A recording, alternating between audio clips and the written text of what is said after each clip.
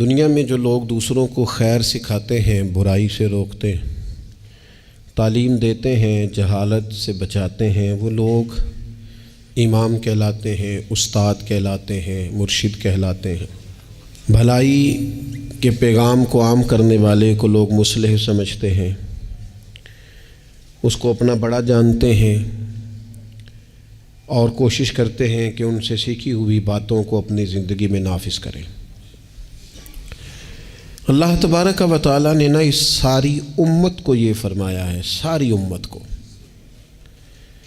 کہ تم اس لیے بہترین امت ہو کہ تم نے لوگوں کو خیر کا حکم دینا ہے، تم نے لوگوں کو برائی سے بچانا ہے۔ کنتم خیر امت اخرجت للناس، فرمایا تم بہترین امت ہو، لوگوں کی بھلائی کے لیے تمہیں پیدا کیا گیا ہے۔ تأمرون بالمعروف وتنہون عن المنکر، تم لوگوں کو معروف کا حکم دو گے اور منکرات سے منع کرو گے۔ اس امت نے، پوری امت نے پیشوائی کرنی ہے پوری دنیا میں، جہاں بھی کفر ہے، شرک ہے، جہاں بھی اسلام سے دور لوگ عقائد لے کے بستے ہیں، ان سب لوگوں تک پیغام حق پہنچانا ہے، ان کی ذہن سازی کرنا، ان کو یہ بتانا کہ سچا اور کھرا دین دین اسلام ہے، ان کو یہ بتلانا کہ ہماری بھلائی، ہماری نجات اللہ کو ماننے میں ہے اور رسول کریم علیہ السلام کے دروازے کی گدائی میں ہے۔ یہ اس پوری امت کے ذمے اللہ نے لگایا۔ ہمارے ہاں لوگ یہ سمجھتے ہیں کہ مجھے نسبت حاصل ہو گئی ہے، اب میرا اعزاز بن گیا ہے، لیکن جو چیز وجہ نسبت ہے اس کو میں اختیار کروں چاہے نہ کروں۔ استاد بڑا باعث افتخار ہے، پر اس کی وجہ عزت یہ ہے کہ وہ پڑھاتا ہے، اور اگر وہ پڑھائے ہی نہ، وہ کہے جی میں استاد ہوں میری عزت کرو، بھئی آپ کا جو منصب ہے وہ بھی تو پورا کریں آپ۔ ایک شخص ہے جس کی وجہ عزت یہ ہے، وجہ فضیلت یہ ہے کہ وہ کسی کو کوئی ہنر سکھاتا ہے، کوئی کام سکھاتا ہے، وہ کہے کہ میری عزت تو کرو، پر جو وجہ ہے عزت کی وہ میں پوری نہیں کروں گا، تو لوگ کہیں گے بھی جو وجہ اعزاز ہے وہ تو آپ نے پورا کیا ہی نہیں۔ اس امت مسلمہ کی جو وجہ فضیلت ہے وہ سب سے پہلی تو یہ ہے کہ یہ رسول پاک کی امت ہے، یہ سب سے پہلا اعزاز ہے۔ اور دوسری اس کی جو فضیلت اللہ کے قرآن نے بیان کی وہ یہ کی کہ تأمرون بالمعروف، یہ لوگوں کو بھلائی کا حکم دینے والے لوگ ہیں، وتنہون عن المنکر، اور یہ لوگوں کو منکرات سے، بری چیزوں سے، بری باتوں سے روکنے والے ہیں۔ اس امت نے غلبے کا کام کرنا تھا، دنیا پہ دین کے جھنڈے کو بلندی دینی تھی۔ ہمارے ہاں جو ہمارا دین ہے نا، اسے ہم نے بطور مذہب کے لیا ہے، بطور دین کے نہیں۔ ہم دین اسلام کو مذہب کے طور پر لیتے ہیں، نماز پڑھنا، روزہ رکھنا، شادی کا موقع آ گیا تو چلو باقی سارے کام اپنی مرضی کے، اور نکاح ضرور کرنا ہے، ایجاب و قبول کرانا ہے دینی طریقے پر، اچھی بات ہے۔ ہم اس کو بطور مذہب کے لیتے ہیں، بطور دین کے نہیں۔ یعنی ہم کہتے ہیں کہ ہم مسجد کے اندر تو اسے قبول کریں گے، لیکن جب دینی طور پر قبول کریں گے نا، پھر ہم مطالبہ کریں گے کہ کچہری میں بھی رسول اللہ کا دین ہونا چاہیے۔ پھر ہم نفاذ کی بات کریں گے، پھر ہم اس کے غلبے، هو الذی ارسل رسولہ بالہدی والدین الحق، یہ دین ہے، والدین الحق لیظہرہ علی الدین کلہ۔ اللہ فرماتے ہیں یہ رسول ہم نے اس لیے بھیجے ہیں دین حق دے کے، تاکہ اس دین کو سارے دینوں پر غالب کر دیں، اس کا غلبہ ہو۔ ہمارا کفر کے ساتھ یہ طریقہ ہمیشہ یہ رہا، غیروں کے ساتھ، کہ بھئی دین ہمارا چلے گا، تم ہمیں جزیہ دو، اپنے مذہب کے مطابق تم کرو پوجا پاٹ، معاذ اللہ جو تم نے کرنی ہے، اگرچہ وہ درست نہیں ہے۔ لیکن اب کیا ہوا ہے؟ اب یہ ہوا ہے کہ نظام ان کا ہے ہر جگہ پہ، اور ہمیں یہ کہا گیا ہے کہ نماز پڑھو کوئی حرج نہیں، روزہ رکھو، زکوٰۃ دو، خدمات کرو، لیکن جو نظام ہے ارسل رسولہ بالہدی والدین الحق لیظہرہ علی الدین کلہ، وہ ہمیں کہتے ہیں کہ نظام ہمارا رہے گا، امریکہ، افریقہ، برطانیہ میں نماز پڑھنے پر تو کوئی پابندی نہیں، لیکن وہ آپ کو آپ کے قانون کے مطابق نفاذ دین کی اجازت. اور یہاں بھی یہ حال ہے. ہمارا سیاستدان کیا کہتا ہے مولوی نماز پڑھے، کون منع کرتا ہے؟ بڑی مسجد بنائے، لیکن سیاست کی بات نہ کرے، وہ غلبے کی بات نہ کرے، وہ اسمبلی میں دین کی بات نہ کرے. یہ وہ بنیادی فرق ہے جسے سمجھنے کی ضرورت ہے کہ جب تک نفاذ دین نہیں ہوتا اتنی دیر تک یہ تفریق ختم نہیں کی جا سکتی کہ یہ امیر ہے اور یہ غریب ہے.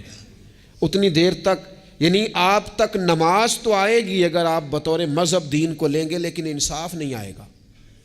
انصاف گھر میں تب آئے گا جب دین نافذ ہوگا. غریب کو اس کی داد رسی اس وقت ہوگی جب کچہری میں اور جب پارلیمنٹ میں دین آئے گا. یہ ضروریات زندگی کی تب پوری ہوں گی. ورنہ ٹھیک ہے غریب کی مدد ہو رہی ہے، مسکین سے تعاون ہو رہا ہے اپنے لب و لہج، تو دین کے لیے جد و جہد کرنا، دین کے نفاذ کی کوشش کرنا، سب سے پہلا مسئلہ تو یہ ہے دین کیسے نافذ ہو. سب سے پہلا مسئلہ تو یہ ہے کہ ہمارے اندر وہ خاص شعور ہی نہیں کہ مذہب کو نافذ ہونا چاہیے، کیونکہ اپنی اپنی دکانداری، اپنا اپنا نظام، اپنا اپنا حساب، اپنے اپنی طریقے سے سب لوگ لے کے چل رہے ہیں. وہ ایک نظام کے جھنڈے کے تلے آنے کو تیار. سب سے پہلی بات تو یہ ہے کہ ہمارے اندر دینی شعور پیدا ہو. ہم پسند کریں اس بات کو کہ اگر نبی پاک نے سادہ کھانا پسند کیا تو ہمیں بھی سادہ پسند ہے. ہم پسند کریں اس بات کو کہ اگر حضور نے فرمایا ہے کہ سادی بارات جائے گی، تھوڑے سے لوگ ہوں گے، نکاح آسان ہوگا، وہ برکت والا ہوگا، تو ہمارا یعنی وہ جو ہمارے اندر چیز پنپتی ہے نا کہ میں مطلب چاہ کرنا ہے میرے منڈے دا بیاہ ہے، وہ پنپے نہ، وہ خواہش نہ پیدا ہو. سب سے پہلی بات تو یہ ہے ہم کہیں یار میں اسی طرح بیٹی کا بیاہ کروں گا جس طرح مدینے والے نے سیدہ فاطمہ کا کیا ہے. ہم اسی طرح نکاح کو رواج دیں گے جس نکاح کا رواج نبی پاک نے مولا علی شیر خدا کے لیے پسند فرمایا ہے. یہ جب پہلی بات تو یہاں اپنے آپ کو کھڑا کرنا بڑا ضروری ہے. یہاں نہیں کھڑا کر پاتے. اگر پیسے ہاتھ نہیں آئے تو چلو ٹھیک ہے ہم سادے ہو گئے، اگر آ گئے تو یاد رکھو فقیری میں فقیری کرنا کوئی کمال نہیں، کرنی پڑتی ہے، مجبوری ہوتی ہے. فقیری میں فقیری کوئی کمال نہیں. کمال تو یہ ہے کہ تو بادشاہی میں فقیری کرے، تیرے پاس لاکھوں پڑے ہوں پر تیرا مزاج فقیرانہ ہو، کروڑوں اربوں تو خرچ کرنے کی طاقت رکھتا ہو لیکن تو کہے نہیں میں مزاج فقیر. سلام اس پر کہ جس نے بادشاہی میں فقیری کی، سلام اس پر کہ جس نے بے کسوں کی دستگیری کی، سلام اس پر کہ جس نے بادشاہی میں فقیری کی. نبی پاک علیہ السلام نے بادشاہی میں فقیری کی، حضرت ابو بکر نے بادشاہی میں فقیری کی، حضرت سیدنا عمر فاروق نے بادشاہی میں فقیری کی، کروڑوں خرچ کرنے والے عثمان غنی. لیکن سیدنا عثمان غنی کی شان یہ ہے کہ جب خطبہ دینے کے لیے منبر پہ بیٹھتے ہیں تو کرتے پہ بھی پیوند ہیں اور ان کی تہمت پر بھی پیوند ہیں اور ان کی پگڑی بھی پرانی ہے. تو لوگوں نے کہا یہ کیا ہے؟ تو کہا یہ وہی ہے جو ہمیں مدینے والے رسول نے سکھایا ہے. وہ خرچ کرنا ہے دوسروں پر، وہ سارے کا سارا اپنے اوپر اعلیٰ آسائشیں حاصل کرنا اور پتہ نہیں کہاں سے کہاں نکل جانا. حضرت مولا علی شیر خدا امیر المومنین ہیں، لیکن کوفے کی جامع مسجد کے باہر کھڑے ہو کے کہتے ہیں میری زرہ خرید لو، قامت زیادہ پرانی ہو گئی، اب تو پیوند کی جگہ بھی نہیں رہی، اگر پیسے ہوتے تو میں زرہ نہ بیچتا. یہ بادشاہی میں فقیری ہے. یہ کون ہے؟ یہ علی کون ہے؟ یہ حسنین کون ہیں؟ یہ دنیا کے باغ کے مالک نہیں، یہ تو جنت کے مالک لوگ ہیں. لیکن بادشاہی میں فقیری ہے. ایک تو یہ ماحول بنائیں کہ دین کو بطور دین قبول کریں، جس کو تجارت نہ بنائیں کہ میں نفل پڑھوں گا تو میرا کام صحیح چلے گا تو میں فلانا کام کروں گا. عبادت کو عبادت رہنے دیں.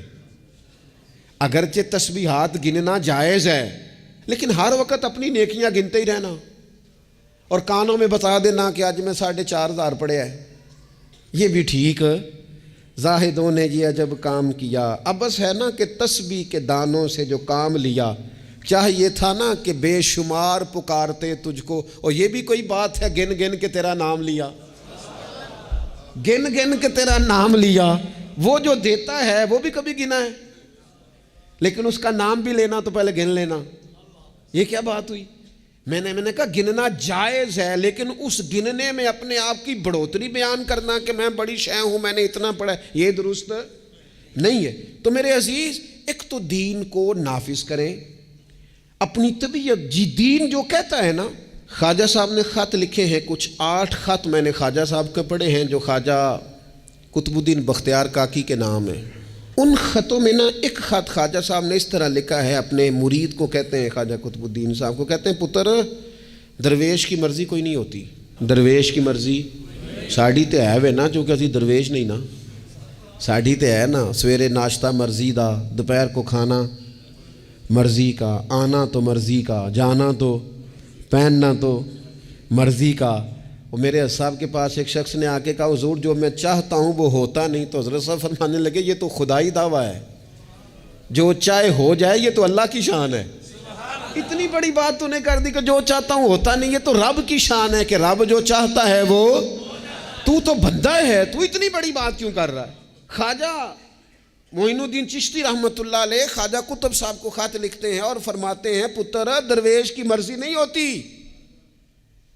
حضور کیا مانا؟ تو فرمانے لگے درویش کی وہی مرضی ہوتی ہے جو اس کے رب کی مرضی ہوتی ہے۔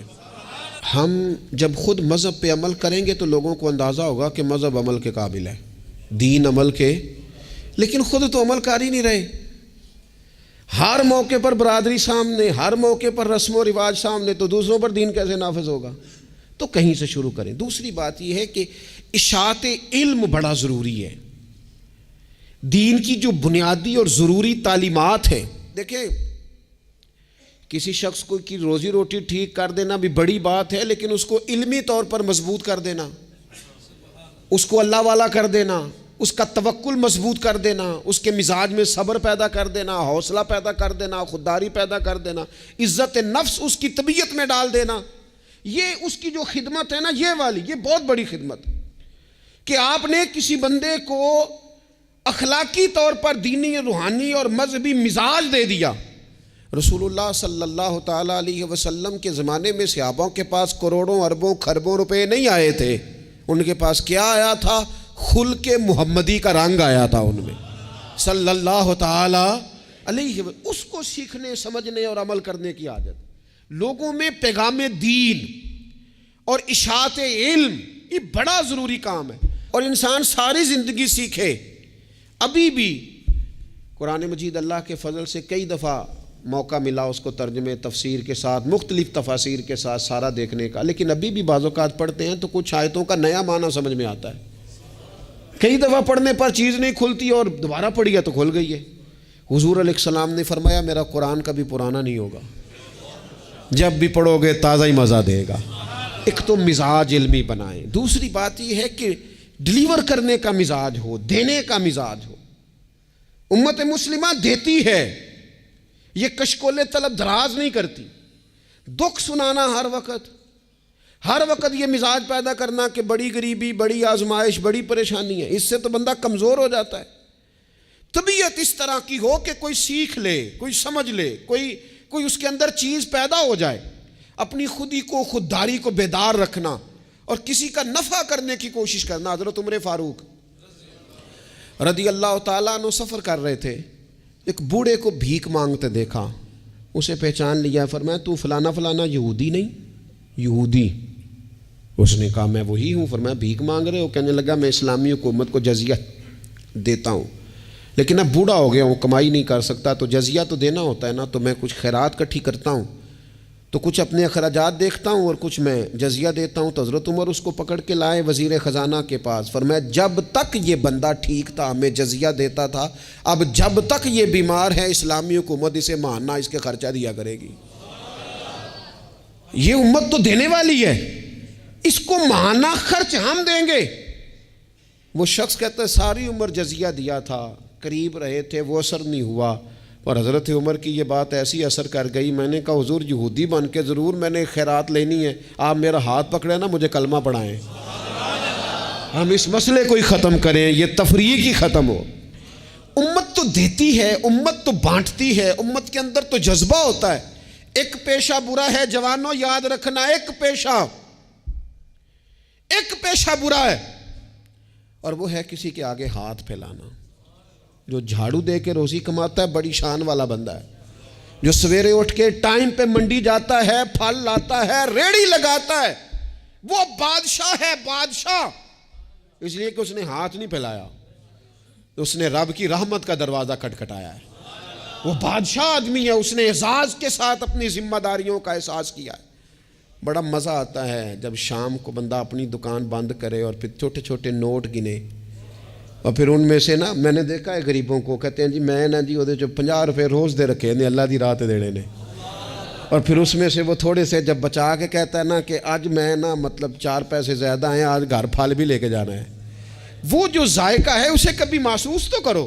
میرے رسول پاک علیہ السلام نے فرمایا سب سے بہترین کھانا وہ ہے جو اپنے ہاتھوں کی محنت سے تو کما کے کھاتا ہے، اور فرمایا اللہ کے نبی حضرت داؤد علیہ السلام اپنے ہاتھوں کی محنت کر کے کما کے کھایا کرتے۔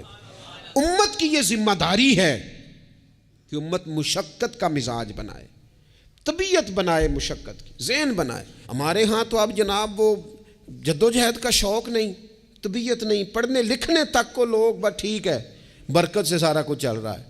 چوتھی بات آپ کی خدمت میں یہ عرض کرنی ہے کہ امت اگر چاہتی ہے نا عروج پائے، تو پھر امت کو چاہیے کہ تھوڑا اتفاق کا بھی مزاج پیدا کرے۔ ہمارے ہاں نا فروعی مسائل میں بھی اتنا اختلاف ہے، اتنا رٹا ہے، کوئی بندہ دوسرے کو قبول کرنے کو تیار نہیں ہے، جھگڑا ہی جھگڑا، بحث ہی بحث۔ ایک گھر میں 4 لوگ رہتے ہیں اور چاروں کا مزاج مختلف ہے، چاروں کی پارٹیاں مختلف ہیں، چاروں کی سیاست مختلف ہے، چاروں کا مزاج مختلف۔ کسی خاندان میں اتفاق نہیں رہا، کسی قبیلے میں اتفاق نہیں رہا، کسی گروہ میں جماعتیں ٹوٹ پھوٹ کا شکار، تنظیمیں ٹوٹ پھوٹ کا شکار، ملکوں میں ماحول اتنا عجیب۔ یہ میرا وطن ہے پاکستان، جن لاکھوں لوگوں نے قربانیاں دی تھیں وہ پوچھتے ہیں اس لیے تمہیں وطن بنا کے دیا تھا؟ وہ جو ہجرت کر کے آتے رستے میں قتل کر دیے گئے تھے، وہ سوال تو کریں گے نا قیامت کے دن کہ یہ حال کیا تم نے وطن عزیز کا، یہ کیفیات تم نے کی لوگوں کی، کوئی حال ہی نہیں۔ کبھی کوئی کسی کے خلاف بات ہے تو کبھی کوئی رسہ کھینچ رہا ہے تو کبھی کوئی کسی کے پاؤں کھینچ رہا ہے، خدا رہا کوئی استحکام۔ لوگ جوڑتے ہیں، بڑوں کا کام ہوتا ہے قوم کو جوڑنا، ان کو نظریاتی طور پر مضبوط کرنا، ان کی فکر کو مجتمع کرنا۔ رائے کا اختلاف ہو جانا کوئی بڑی بات ہے؟ زندہ لوگوں میں اختلاف ہو جاتا ہے، زندے جب لوگ ہوتے ہیں تو ان کی رائے مختلف ہے، لیکن اپنی رائے کو دوسرے پہ مسلط کرنا، تھوڑا سننے کا بھی حوصلہ پیدا کرے تو کچھ اتفاق کا مزاج، کچھ تھوڑی دوسروں کی تعریف، کچھ تھوڑا کسی اور کو بھی قبول کر لینا، تھوڑا سا کسی اور کے بارے میں بھی کبھی اچھی رائے دے لینا، کبھی کہہ لینا کہ نہیں فلانا فلانا فلانا فلانا آدمی۔ جب لوگ بخیے ادھیڑ رہے ہوتے ہیں نا، فلانا بھی برا ہے، فلانا بھی برا ہے، فلانا بھی برا ہے، فلانا بھی برا ہے، تو میں اکثر کہتا ہوں یار تم نے اتنی جلدی کر دی سب کو برا کہنے کی، تمہیں پتہ نہیں لقد خلقنا الانسان فی احسن تقویم۔ رب کہتا ہے میں نے تو بڑا سونا انسان بنایا ہے اور تمہیں کسی میں اچھائی نظر نہیں آ رہی۔ اور امت وہ ہے جو رسول رحمت کی امت ہے، لیکن وہ چھوٹی چھوٹی باتیں، چھوٹی چھوٹی لڑائیاں، کچھ اتفاق۔ امت مسلمہ جب تک متفق نہیں ہوتی اپنی عزت کو کبھی بحال کر سکتی، جب تک ان کا اور اتفاق چھوٹے چھوٹے ٹکڑوں میں امت کو بانٹ دیا گیا ہے، چھوٹی چھوٹی ریاستیں، چھوٹے چھوٹے گروہ، چھوٹے چھوٹے مفادات، جب تک یہ اتفاق نہیں پیدا کرتے اتنی دیر تک آگے بڑھا جا سکتا۔ اور 5ویں بات، جب تک مسافر منزل پر پہنچنے کی تڑپ نہیں نہ پیدا کرتا اتنی دیر تک منزل اس کے قریب نہیں آتی۔ اس امت کی منزل ہے کنتم خیر امت اخرجت للناس تأمرون بالمعروف وتنہون عن المنکر۔ اس امت کی منزل ہے دنیا کو خیر کا پیغام دینا، لوگوں کو برائی سے روکنا، اس کی منزل ہے۔ آپ سفر پہ جا رہے ہو نا جی، تو بندہ رستے میں قیام مختصر کرتا ہے، ضرورت کا کرتا ہے، بلا وجہ الجھاؤ نہیں پیدا کرتا۔ وہ کہتا ہے مجھے آگے بڑھنا ہے، مجھے کام کرنا ہے، آگے نکلنا ہے۔ وہ ادھر ادھر زیادہ وقت کا ضیاع نہیں کرتا، اس کو اپنے وقت پر پہنچنا ہے، اس کی کوشش ہوتی ہے کہ سفر جلدی ختم ہو۔ منزل مقصود جب لوگ طے کر لیتے ہیں تو پھر وہ جد و جہد کرتے ہیں کہ منزل ملے، منزل۔ میں کیا کروں، کیسے عرض کروں؟ ہمارے ہاں لوگوں نے منزل کا تعین ہی نہیں کیا، منزل پیسے کو، شہرت کو، دولت کو بنایا۔ ہماری منزل تھی کہ ہم نے دنیا میں خیر پھیلانی ہے، ہم نے حق کی اذانیں دینی ہیں، ہم نے لوگوں کو پیغام دینا ہے کہ اگر تم نے خیر سیکھنی ہے تو دروازہ رسول پہ آؤ صلی اللہ تعالی علیہ۔ لیکن ہمارا تو گھر کا جھگڑا ہی نہیں ختم ہو رہا، ذاتی رٹے ہی نہیں ختم ہو رہے، ہمارے اپنے روزمرہ کے مسائل نہیں ہمیں پیس کے رکھ، باہر نکلنے کو تیار ہی نہیں، بڑی سوچیں۔ اقبال کہنے لگے وائے ناکامی متائے کارواں جاتا رہا، اور کارواں کے دل سے احساس زیاں جاتا رہا۔ کہنے لگے مسئلہ تو یہ ہے کہ سارا کچھ لٹ گیا اور ہمیں احساس بھی نہیں کہ لٹ گیا ہے، امت بکھر گئی، ٹوٹ گئی، اور احساس بھی نہیں کہ ٹوٹ گئی۔ کچھ کوشش، کچھ جد و جہد، کچھ آگے بڑھنا، کچھ ہمت کرنا، کچھ تھوڑا سا منزل کی طرف سفر کرنا کہ ہم اپنا جتنے لوگ آئے نا امت مسلمہ میں انہوں نے خیر میں اپنا حصہ ڈالا۔